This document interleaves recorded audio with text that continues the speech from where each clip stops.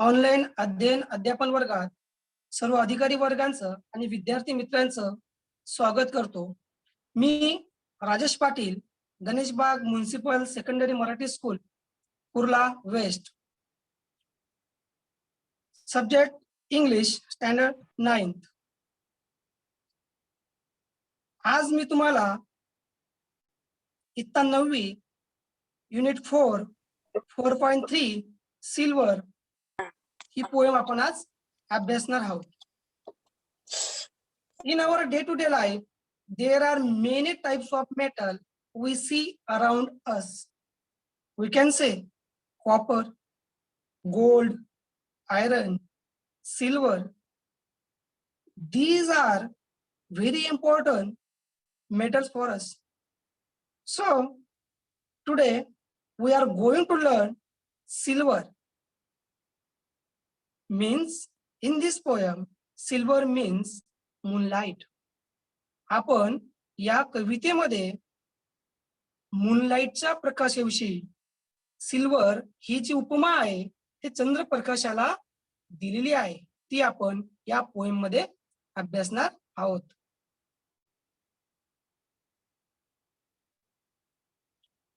Before starting the poem, let's know something about poet. Silver, the poem is written by Walter John Dele Mayer. He was an English poet, short story writer, and novelist. He is probably best remembered for his works for children. या कवितेचे लेखक आहेत, या कवितेचे कवी आहेत Walter de la mayor. ते एक इंग्रजी पोएट आहेत, इंग्रजी कवी आहेत. त्यांनी शॉर्ट स्टोरीज अँड नॉव्हेलिस्ट, कादंबरी सुद्धा लिहिलेल्या आहेत. He is probably best remember for his work for children. आणि विशेष करून त्यांनी लहान मुलांच्या चिल्ड्रनसाठी त्यांचं काम विशेष करून रिमेंबर म्हणजे आठवणीत राहील आपल्याला असं त्यांनी काम केलेलं आहे. अशा त्यांनी शॉर्ट स्टोरीज, नॉव्हेलिस्ट लिहिलेले आहेत.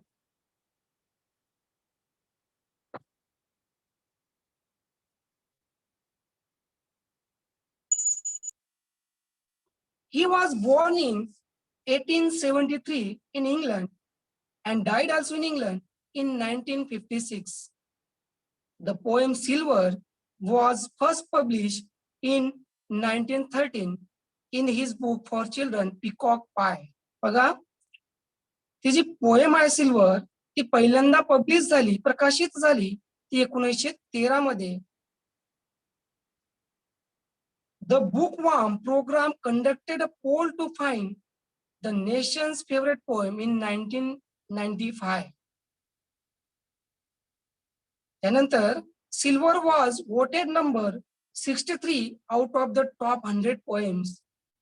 वॉल्टर डिला मेयर यांच्या 100 पोएम मधून तिचा जो रँक आहे तो 63 आहे. अशा या इंग्लिश कवीविषयी आपण त्याच्या कविताविषयी सिल्वर विषयी आज समजून घेणार आहोत. Then let's start to chitchat. Chitchat is related to the poem and chit-chat creates pre-knowledge about poem. चिटचॅटचा उद्देश आपला एकच असतो की चिटचॅटचे प्रश्न सॉल्व्ह केल्यानंतर आपल्याला त्या कवितेविषयी नॉलेज प्राप्त होतं, पूर्ण कल्पना आहे ती कवितेविषयी. म्हणून आपण चिटचॅट बघूयात. Have you your first question, have you your attend a sky watch और स्टार गेजिंग पार्टी? तुम्ही कधीतरी आकाशाचे निरीक्षण करणारी किंवा चांदण्या किंवा ताऱ्यांना निहारणारी मेजवानी मध्ये गेला आहेत का? Your answer should be yes या नो. तुमचं उत्तर येस किंवा नो मध्ये असायला पाहिजे. तर आपण येस नो टाईप क्वेश्चन सुद्धा म्हणतो. येस असेल तर येस, नो असेल तर नो. म्हणजे तुम्ही आकाशातलं निरीक्षण करणारे किंवा चांदण्या किंवा ताऱ्यांची जी काही मेजवानी असते त्यामध्ये गेला आहेत का, आपण गेलो आहेत का नाही, फक्त आपण ऐकलेलं आहे. मग कसं म्हणू शकतो आपण no but I have read about it, असं पण सांगू शकतो. किंवा आपल्याला तिथं व्हाय वगैरे विचारलेलं नाही म्हणजे आपण येस नो मध्ये उत्तर देऊ शकतो. Have you ever, second question, have you ever slept under the open sky? तुम्ही कधी उघड्या आकाशात झोपले आहात का? येस या no? Yes, many times I have slept. ज्यावेळेस आपण खेडेगावात जातो त्यावेळेस आपण आपल्या टेरेसवर, आपल्या अंगणात आपण कॉट खाट टाकून झोपत असतो. म्हणजेच उघड्या आकाश आपण बघत असतो उघड्या आकाशात. म्हणजे आपण येस किंवा नो आपलं उत्तर असेल ते लिहू शकतो. Third one, do you study at night or early in the morning? तुम्ही रात्रीच्या वेळी किंवा पहाटेच्या वेळी अभ्यास केलात का? करतो आपण अभ्यास. आणि सध्या 10वीची मुलं खूप अभ्यासाला लागलीत. ते रात्री अभ्यास करतात किंवा अर्ली इन द मॉर्निंग म्हणजे पहाटेच्या वेळी सकाळी सकाळी अभ्यास करतात. तुमचं उत्तर काय येणार? Yes I study early in the morning. Yes I study at night, असं सुद्धा तुम्ही लिहू शकतात. Do you sleep with your Windows close or open? तुम्ही तुमच्या घराच्या खिडक्या उघड्या करून झोपता की बंद करून झोपतात? I have sleep, yes. तुम्ही उघडे असतील तर यस आणि ओपन क्लोज असतील तर यस. नो, येस किंवा नो मध्ये तुम्ही उत्तर लिहू शकता. I have sleep with both means close window और ओपन विंडो. कधी कधी आपण खिडकी उघडी करून झोपत असतो कारण की कधी कधी लाईट जाते किंवा वातावरणात बदल झाला तर आपल्याला गरम होतं. कधी कधी आपण खिडकी उघडी करतो. असे प्रश्न आपल्याला चिटचॅट मध्ये विचारलेला आहे. त्यानंतर आपण पोएम कडे जाऊया. Silver. Initially I read this poem लाऊडली. पहिल्यांदा मी पोएम वाचतो. Page number and put the finger on the line. Slowly, silently, now the moon walks the night in her silver shoon. This way and that, she peers and sees silver fruit upon silver trees. One by one, the casements catch her beams beneath the silver thatch. Counts in his kennel like a dog, with paws of silver sleeps the dog. From their shadow coat, the white breast peep, of doves in silver feathers sleep. A harvest mouse goes scampering by with silver claws and silver eye, and moonless fish in the water gleam by silver reeds in a silver stream. This poem is written by Walter de la Mare. We always remember the title of the poem and poet of the poem. So let's see poem line by line. Slowly, silently, now the moon walks the night in her silver shoon. What is meaning of shoon? Shoon means shoes. Silver means या ठिकाणी चंदेरी किंवा रुपेरी. सिल्वरला या ठिकाणी चंदेरी किंवा रुपेरी. कोण? चंद्र. चंद्राला ती उपमा दिलेली आहे चंदेरी किंवा सोनेरी. Slowly, silently, now the moon walks the night in her silver shoon. In this line, poet starts the poem by describing the night scene. At night, the moon has come slowly, smoothly, and silently. Here, the poet directly compares the moon with the lady. And the lady who is moon is walking at night in silver shoes. या ठिकाणी कवीने रात्रीच्या प्रकाशाचं, रात्रीचा जो देखावा आहे त्याचं वर्णन या ठिकाणी केलेलं आहे. रात्रीच्या वेळी चंद्र सावकाशपणे, हळुवारपणे आपल्या चंदेरी पावलाने आकाशात कशा प्रकारे फिरत असतो, आकाशात कशा प्रकारे विहार करीत असतो, याचं उदाहरण या ठिकाणी दिलेलं आहे. आणि कवी त्या मूनची तुलना कुणाशी करते? लेडीशी करत असते, म्हणजे स्त्रीशी केलेली आहे. Then this way and that she peers and sees silver fruit upon silver trees. या ठिकाणी आपण म्हणू शकतो this way and that means in many different directions. Peers, looks closely, अतिशय जवळून बघणे. This way and that she peers and sees silver fruit upon silver trees. Now, that means moon is going sometimes this way and sometimes that means it looks like it is going here and there. चंद्र इकडे तिकडे फिरताना आपल्याला दिसतोय. Whenever here she means moon, she sees on the earth the trees and fruits are looking in silver color. It is just because of moonlight. Poet wants to tell us the moonlight covers all the things and earth looks like silver color. कवीला प्रत्येक गोष्ट या ठिकाणी चंदेरी दिसत आहेत, रुपेरी दिसते. आणि या थर्ड लाईन मध्ये शी प्रोनाउन वापरलेले दिसत आहेत.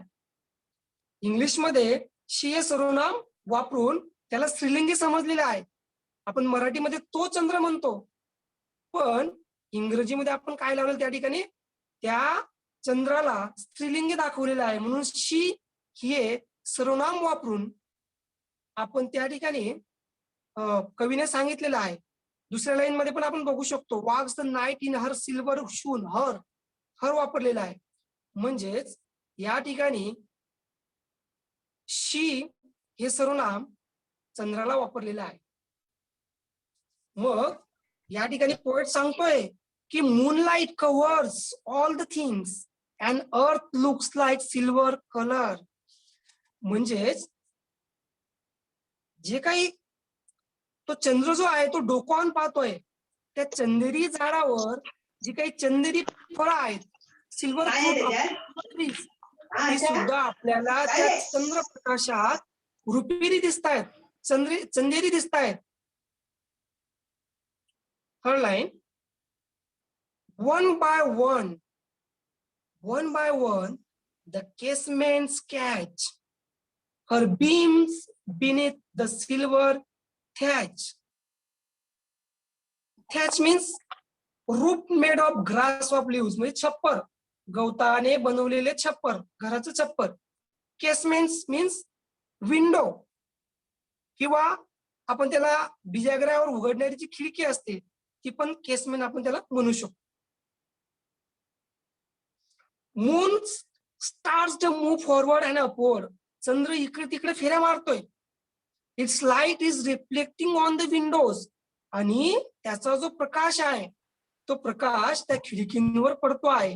नॉट ओनली विंडोज, फक्त त्या खिडकींवरच पडत नाहीये, तर but also the roof of the house. त्या घरांच्या छप्परवर सुद्धा चंद्राचा प्रकाश पडतोय. And all the things looking silver colour. आणि म्हणून त्या खिडक्या असतील, त्या छप्पर असेल, हे सर्व कसं दिसतंय? रुपेरी दिसतंय, चंदेरी दिसतंय. कशामुळं? त्यावर चंद्राचा प्रकाश पडतोय त्यामुळे. म्हणजे जसं जसं चंद्र ढगामधून पुढे सरकतोय, तशी तशी त्या चंद्राची जी किरणं आहेत, ते किरणं त्या गवतावरची घरे किंवा गवतावरची जी छपरी आहेत, ती रुपेरी झाली आहेत. आणि घरावरची जी काही छपरं आहेत, ती सुद्धा चमकताना आपल्याला शायनिंग होताना दिसतायत. Next, couch in his kennel like a log, with paws of silver sleep the dog. आता काउच, काउच मीन्स दबा धरून बसणे. केनल मीन्स या ठिकाणी आता बघा डॉग शेल्टर, जे कुत्र्याची घरटं असतात त्याला आपण केनल असं म्हणतो. Log means a piece of wooden, लाकडाची ओणके, लाकडाची तुकडे आपण म्हणू शकतो. आणि paws means forearm of a dog, म्हणजे कुत्र्याची पंजे आपण त्याला म्हणू शकतो. Couch in his kennel like a dog, with paws of silver sleep the dog. At the night, रात्रीला, dog has slept in his kennel. कुत्रा त्याच्या केनल मध्ये, त्याच्या घरट्यामध्ये झोपलेला आहे.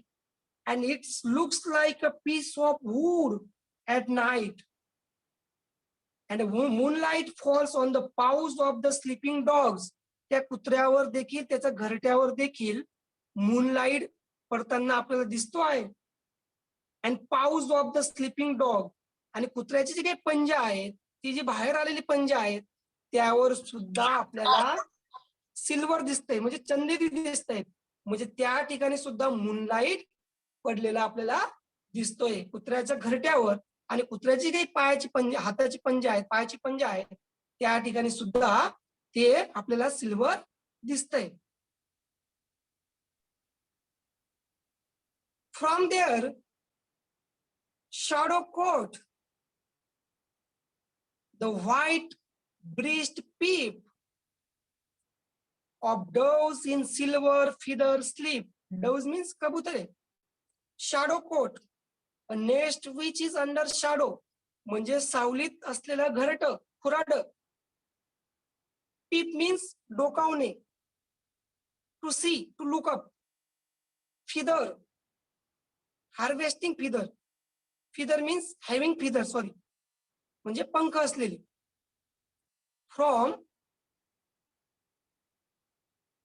From their shadow cote the white breast peep of doves in silver feather sleep. In this line, poet explains the nest which is under the shadow of something, and in that shadow nest the doves have also slept, but their white feather are visible and it looks like silver feather. जे उबदार घरटा आहे, कबूतर झोपलेले आहेत, परंतु त्यांची जी काही पिसा आहेत ती कशी दिसत आहेत? आपल्याला सिल्वर दिसत आहेत, चंदेरी दिसत आहेत. अंधारामध्ये सुद्धा ती चमकताना दिसत आहेत आपल्याला. आणि त्यांच्या पांढरा शुभ्र चेस्ट बाहेर डोकवताना आपली दिसते. पीप मीन्स डोकावणे. आणि हे सर्व सुद्धा आपल्याला चंदेरी, रुपेरी, सिल्वरी दिसत आहे. Harvest Mouse, a harvest mouse goes scampering by with silver claws and silver eyes. Harvest mouse means a mouse species that lives in the field. शेतामध्ये असलेले उंदीर. Scampering means walk silently. उंदीर इकडे तिकडे अतिशय शांतपणे स्मूथली फिरताना दिसतोय आपल्याला. A harvest mouse goes scampering by with silver claws and silver eyes.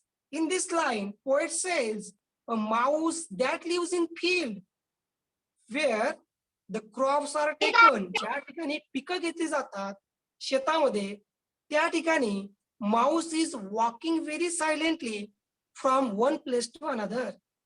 इकडून तिकडे काय करतोय माऊस, उंदीर काय करतोय, इकडून तिकडे सावकाश स्मूथली सायलेंटली फिरताना दिसतोय. But moonlight captures the scampering harvest mouse. आणि मूनलाईट काय करतोय की त्याला कॅप्चर करतोय, त्या उंदराला कॅप्चर करतोय. उंदीर त्या मूनलाईट मध्ये इकडे तिकडे फिरताना दिसतोय. And it makes its claws and eye silver. आणि त्याची जे क्लाउज आहेत, हाताची पंजे आहेत आणि आईज आहेत, ते सुद्धा कशी दिसत आहेत, सिल्वर दिसत आहेत, रुपेरी दिसत आहेत, चंदेरी दिसत आहेत. त्या शेतातला उंदीर इकडे तिकडे खेळतोय, बागडतोय, चपळाईने पुढे जातोय. त्याचे पंजे देखील आपल्याला सिल्वर दिसत आहेत आणि डोळे देखील आपल्याला सिल्वर दिसत आहेत. Last line.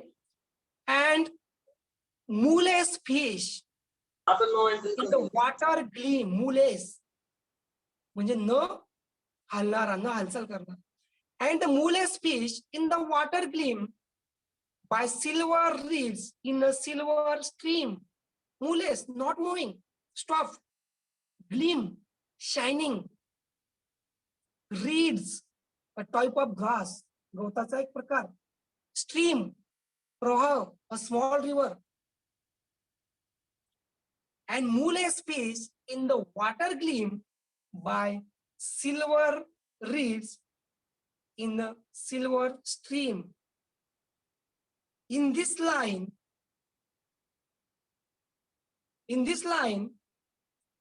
fish is not moving means he is stable. त्या लाईनीमध्ये कवी असं सांगतोय की तो जो मासा आहे तो मुव्हिंग करत नाहीये, तो स्टेबल आहे. The water is gleaming. The water is gleaming. ते पाणी चकाकताय. कशामुळे चकाकताय? बिकॉज ऑफ मूनलाईट, चंद्रप्रकाशामुळे. Although it is a night, जरी तिथे रात्र असली, but it is a visible. रात्र जरी असली तरी त्या नदीमध्ये, त्या ओढ्यांमध्ये तो जो मासा आहे तो स्थिर दिसतोय आपल्याला. कशामुळे? Because of reflection of moonlight. त्या चंद्रप्रकाशाचं प्रतिबिंब, रिफ्लेक्शन, त्यामुळे आपल्याला त्या ठिकाणी रुपेरी चंदेरी सर्व दिसतंय. Not only the small stream of water, but also the reeds are also shining in the moonlight. म्हणजे त्या पाण्यामधली जी काही गवत आहे, झाड झुडपं आहे, ते जे पाणी आहे ते सुद्धा आपल्याला शायनिंग होताना दिसतंय because of moonlight. In this poem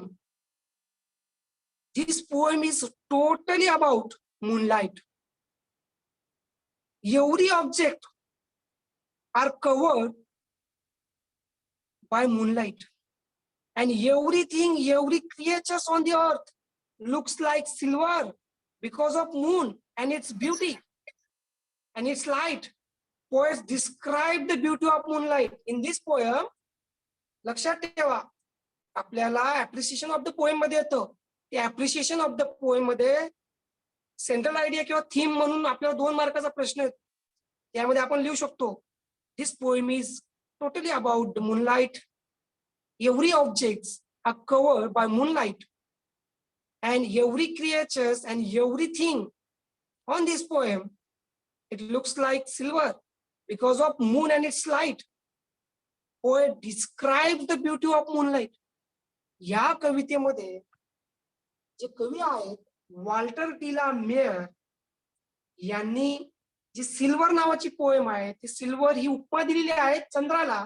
आणि चंद्रप्रकाशाने कसं सर्व भाग रुपेरी चंदेरी आपल्याला दिसतोय ते आपल्याला या पोएम मध्ये सांगितलेलं आहे. म्हणून this poem is about moonlight and moonlight's beauty.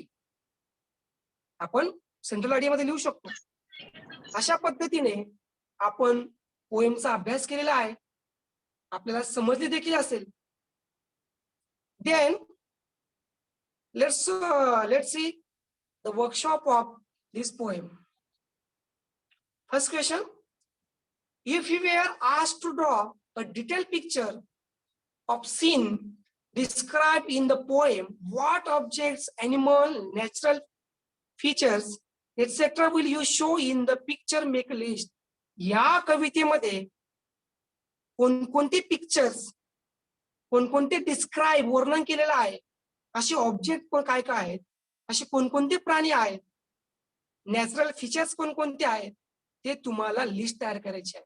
तुमच्या समोर दिसते बघा, मून आहे, सिल्वर शूज आपण बघितलं, silver trees and silver fruits, sleeping dog बघितलेत, dove, mouse, fish, river.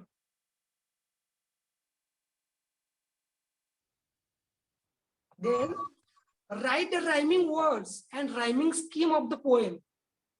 This is very important question. एक मार्ग आपल्याला देऊन जातो. यमक शब्द आणि रायमिंग स्कीम, ज्याला रायमिंग वर्ड्स आलेत त्याला रायमिंग स्कीम येणारच. तर या पोएम मध्ये रायमिंग वर्ड्स कोणकोणते आहेत आणि रायमिंग स्कीम कोणती बघा. रायमिंग वर्ड्स पहिल्या लाईन मध्ये आपण म्हणू शकतो moon, shoon, sees, trees, catch, thatch, log, dog, peep, sleep, by eye, gleam, stream. You see the poem and the last word of every sentence, moon, shun. First line, last word, moon. Second line, last word, shun, moon, shun. म्हणजे यमक शब्द moon, शून बघा, moon, शून rhyming word झालेत. आणि moon, शून हे का पाठोपाठ आले म्हणून आपण त्याला एबीसीडी नाव देऊ शकतो, ए बी बी. रायमिंग स्कीम कशी बघा, the rhyming scheme for the first two stanzas is A B B. मग कसे ए बी बी आहेत ते तुम्ही पुस्तकात बघू शकता. The rhyming scheme of for the final stanza, जो शेवटचा स्टॅन्झा आहे त्याच्यामध्ये रायमिंग स्कीम कशी आहे, A B B C C. Then, third question, underline the word silver, silvery in the poem. In which lines does it occur? What pattern does it show? आता तुम्हाला या poem मध्ये underline the word silver, silver आणि silver या शब्दाला तुम्ही underline करायचे आहे. आणि ती कशा पद्धतीने त्या ओळी बनल्या आहेत त्याचा नमुना, कोणता नमुना दाखवला गेलेला आहे ते आपल्याला या ठिकाणी स्पष्ट करायचं आहे. मग स्लोली, सायलेंटली जर आपण बघितलं तर दिस वर्ड सिल्वरी या silver occur in every second line. प्रत्येक सेकंड लाईन मध्ये काय आलेलं आहे, तो सिल्वर शब्द आलेला आहे. The word silver is use in even number. तुमच्या लक्षात येईल even number and not in odd number. सम जो नंबर आहे त्या पोएमचा आपण जर क्रमाने नंबर लिहिलेत लाईन बाय लाईन 1 2 3 4 असं, तर आपल्याला 2 4 6 8 असे इव्हन नंबर मध्ये आपल्याला सिल्वर सापडणार, नॉट इन ऑड नंबर. हे आपण सांगू शकतो. In whole poem it adds rhythm to the poem. आणि सिल्वर अँड सिल्वरी यामुळे कवीला एक रिदम प्राप्त होतो, एक लय प्राप्त होते. This shows that light shine most brightly in the darkness. म्हणजेच त्या सिल्वर मध्ये त्या पोएम मध्ये जो सिल्वर वापरलेला आहे त्याच्यामुळे आपल्याला एक ब्राईटनेस त्या ठिकाणी पोएम मध्ये निर्माण होतो असं आपल्याला त्या ठिकाणी सांगता येईल. बघा इकडं, which number question number 4, which of the object, animals etcetera in the poem are the rest without any motion. असे कोणते प्राणी आलेले आहेत या पोएम मध्ये, they are rest without any motion. ते स्थिर आहेत, ते कोणतीही हालचाल करत नाहीत, स्टेबल आहेत. ट्रीज अँड फ्रुट्स एका जागेवर आहेत, हालचाल करत नाहीत. हाऊसेस आहेत, घरं आहेत, डॉग आहेत. आणि लास्ट त्यांच्यामध्ये आपण बघितलं fish. Trees and fruits, houses, dog and fish. These four objects and animals are rest without any motion in this poem. दिसतंय तुम्हाला पिक्चर मध्ये. Question number 5. Only two things are shown to move in the poem. या कवितेमध्ये अशा दोन गोष्टी दिलेल्या आहेत की ते मूव्ह करतात, म्हणजे इकडून तिकडून फिरत असतात. Which are they? ते कोणकोणते आहेत बरं? पहिला आहे moon and second one harvest mouse. Moon, चंद्र आपण दिसतोय, इकडून तिकडून आपल्याला ढगातून इकडून तिकडून फिरताना दिसतोय. आणि हार्वेस्ट माऊस, माऊस सुद्धा शेतात आपल्याला फिरताना दिसतोय.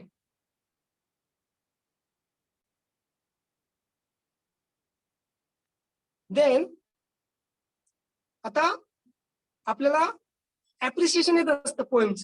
एक कॉम्प्रिहेन्शन, एक appreciation. Read the poem, write and appreciation of the poem with the help of the following points. कवितेचं आपल्याला काय करायचंय? ऍप्रिसिएशन. अतिशय सोपा भाग आहे आणि कोणत्याही विद्यार्थ्याला 5 मार्क मिळवून देणारा भाग आहे. आपल्याला जर पोएम समजली असेल तर आपण कशा प्रकारे अतिशय इझिली 5 मार्क कसे मिळवू शकतो बघा. ही पोएम दिलेली आहे तुम्हाला, अशीच पोएम परीक्षेमध्ये दिलेली असते. त्या पोएम आपण बघतोय सिल्वर, आपल्याला माहिती आहे. त्या पोएमचे जे रायटर आहेत, पोएट आहेत, ते सुद्धा आपल्याला माहिती आहे, वॉल्टर डी ला मेयर. मग आपल्याला असे पॉइंट्स येतात. Points, title, title of the poem अर्ध्या मार्काला येतो. पोएट अर्ध्या मार्काला येतो. रायमिंग स्कीम जी आपण या आधीच्या स्लाइड मध्ये बघितली ती 1 मार्काला येते. फिगर ऑफ स्पीच आपल्याला 1 मार्काला येते. आणि थीम किंवा सेंट्रल आयडिया आपण त्याला म्हणतो, ती आपल्याला 2 मार्क देत असते. अतिशय सोपी आहे, कोणत्याही विद्यार्थ्यास 5 मार्क मिळवून देणारा हा क्वेश्चन आहे. आता मला सांगा टायटल. आता तुम्हाला कविता तुमच्या समोर दिसते, मग टायटल कुठे बघणार तुम्ही? टायटल ऑफ द पोएम सांगा बरं मला.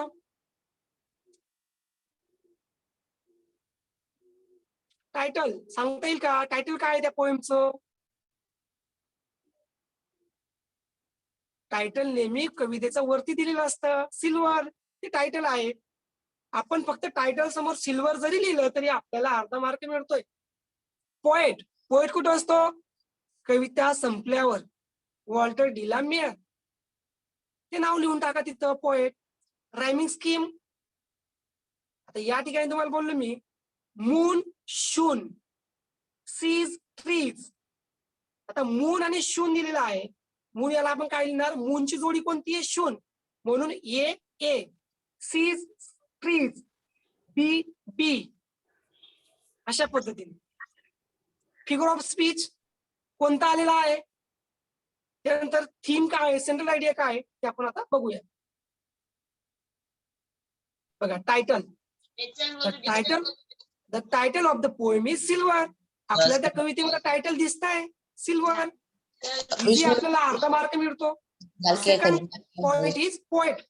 The poet of the poem या the author of the poem किंवा पोएट म्हणू शकतो आपण. Poet of the poem is Walter de la Mare. मित्रांनो आपला माईक अनम्यूट करा जरा. चलो होगा भाई अपना. माईक बंद करा. The author of the poem is Walter de la Mare. बघा, the author of the poem is Walter de la Mare. मला सांगा टायटल, पोएट आपल्या समोर दिलेला आहे. आपल्याला 1 मार्क मिळाला. The title of the poem is silver. Poet आपल्याला माहिती आहे वॉल्टर डी ला मेयर. त्यानंतर third point is rhyming scheme. The rhyming scheme for the first 2 stanza is A A B B. जरी एवढं लिहिलं ए बी बी तरी तुम्हाला 1 मार्क मिळणार आहे. आता ते ए बी बी कसं? ते पोएम मध्ये बघा, मून शूनची जोडी आपण ए घेतली, त्याचं सीज ट्रीज बी बी घेतलं आपण. Okay. And the rhyme scheme for the final stanza is A A B B C C. तुम्ही जरी पहिल्या फर्स्ट 2 स्टँजाचं जरी घेतलं ए बी बी तरी हरकत नाही, तरी तुम्हाला 1 मार्क देणारा प्रश्न आहे. Then figure of speech. आता फिगर ऑफ स्पीच म्हणजे अलंकार. जो चौथा जो पॉइंट आहे आपल्याला, तो अलंकाराचा पॉइंट आहे. मग अलंकार, कोणकोणते अलंकार आले या ठिकाणी? There are several figure of speech use by the poet. या ठिकाणी भरपूर असे अलंकार दिलेले आहेत. मग आपल्याला 1-2 जरी लिहिता आले तरी आपण लिहू शकतो. म्हणजे पहिला आपल्याला अलंकार दिलेला आहे पर्सोनिफिकेशन. आता पर्सोनिफिकेशन म्हणजे काय? चेतना गुणोक्ती अलंकार. The figure of speech. Personification means in personification human qualities are given. त्या ठिकाणी ह्युमन क्वालिटीज असतात, म्हणजे मानवी गुण वैशिष्ट्यांचा त्या ठिकाणी समावेश असतो. Slowly silently now the moon. बघा, slowly silently now the moon म्हणजे स्लोली हळुवारपणे, सायलेंटली अतिशय स्मूथपणे, नाव द मून चंद्रावर. चंद्र. Walks the night in her silver shoon म्हणजे वॉक्स. आता वॉक्स कोण करतं? माणसं चालतात. या ठिकाणी उपमा दिलेली आहे चंद्राला मून. रुपेरी असं. रुपेरी वॉक्स द नाईट म्हणजे या पोएम मध्ये आपल्याला त्या चंद्राला जसं माणसाप्रमाणे वागवताना दिसतात किंवा माणसाप्रमाणे त्या ठिकाणी तिला उपमा दिलेली दिसते, म्हणजेच पर्सोनिफिकेशन. त्यानंतर सिमिल, उपमा अलंकार. याच्यामध्ये काय असतं? Comparison between two things. Simile मध्ये काय केलेलं असतं? कंपॅरिझन केलेली असते दोन गोष्टींमध्ये. सो, लाईक, ऍज असे कॉमन गोष्टी या ठिकाणी आल्या असतात. लाईक आलेलं बघा, म्हणजेच हा जो फिगर ऑफ स्पीच आहे हा आहे सिमिली. आणि अजून एक त्यांनी सांगितलेलं आहे तो म्हणजे रिपिटेशन. रिपिटेशन किती सोपं आहे, नावातच आहे.